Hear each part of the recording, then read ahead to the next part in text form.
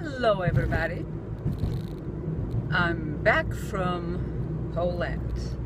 What a beautiful trip. I'm still tired because I just returned, but the whole month of being with really wonderful people, family, cousins, friends,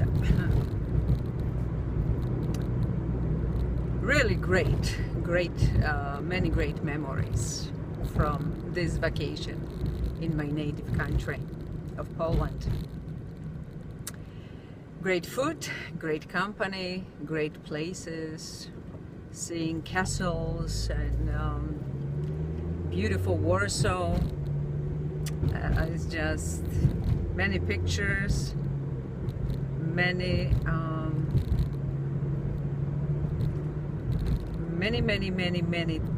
wonderful memories to remember until the very next time, the very next year. You know, I've been doing many things, but I've been very busy, but I have to say that sometimes I get a little tired from all those goodies, and I would watch TV. And what really drew my attention this time was some kind of always problems. So let's say I was program why me, or problems, or the day that changed my life, this kind of stuff. And you know, I noticed with this new energy and listening to my intuition that whatever I'm asking for is happening quicker and quicker. So to tell you an example, 2 days prior to my flight back to the US, I was thinking how good would be to have a seat on a wing. I don't know why I was thinking that. It's just that would be interesting. Usually it's an exit there, so I could be very helpful if anything happened. Although I wasn't thinking about some disaster, but I, you know, no idea what this came to me. I got to the plane and the stewardess says, you cannot have your pocketbook, your handbag with you. You need to put in the upper compartment. And I was like, why? That's the first time. And she said, you are sitting exit.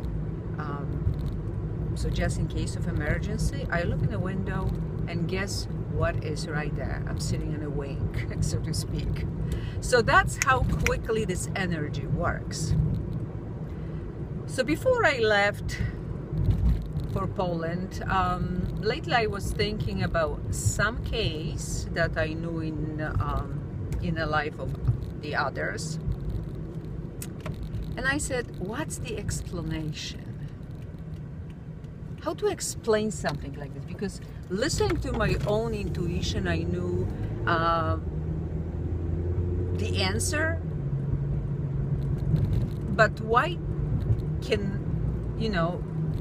I hear from somebody else, you know, that it will help me to understand better? And sure enough, it was a program, one of those problems in people's everyday life. And that's how this story goes. She was 45, he was 20-some, 22, 24. That is not even important. She was a single woman. She got divorced 5 years ago, and she was good looking, very sexy, very seductive librarian. This guy, good looking, he had a girlfriend, but his curiosity took him to the point that he said, I would love to know how it is to be sexually involved with an older woman. So that's exactly what he did. And charming, he was with this woman for a couple of weeks. And after a couple of weeks, he decided that he's gonna return to his girlfriend. Now he knows how that is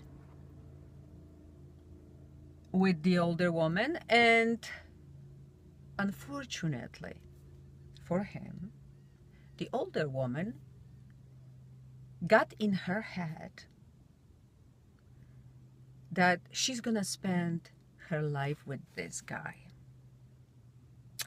When he tells her, listen, you know, you are too old for me, you not for me, just kind of being really upfront and honest what he was doing.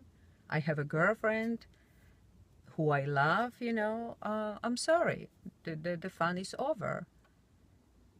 Instead of hearing what he's saying, she started to be controlling, manipulative, and totally possessed. That's the only word I can use. Obsessing about him constantly. She called him and left message, and of course, among many other messages, you are mine, and you always gonna be mine. There is no way out. You cannot just leave me. You have to spend life with me. And he, of course, again, you know, forget it. It's never gonna happen. And when he was saying no, she was texting, she was calling all the time. I can imagine, you know, emailing him, and also coming where he lived and watching the house. And once she saw them both together, him and his girlfriend, in a restaurant, and she actually stalked that girlfriend, scared her away, saying, he's mine, he always will be mine, and if you don't leave him, I will kill you. I really will hurt you badly. So she got scared. She confronted him, and she told him basically, you know, sorry, but it's too dangerous to be around. She's crazy. I'm leaving you. And she was gone. And because he really loved her, he was hurt deeply. That curiosity, that an idea of just having innocent fun backfired on him big time. Now, he doesn't want to have anything to do with this woman anymore, but her mind is going. And that's the time where I can tell you that really what is called is a medical condition. It's kind of mental illness called depressive manic psychosis. So she wasn't thinking the way the healthy people is thinking. Okay, too bad, maybe even, you know, he used me, abused me, and lost me. But when she was with him, she didn't listen to what he was saying to her. She was making up already the story in her head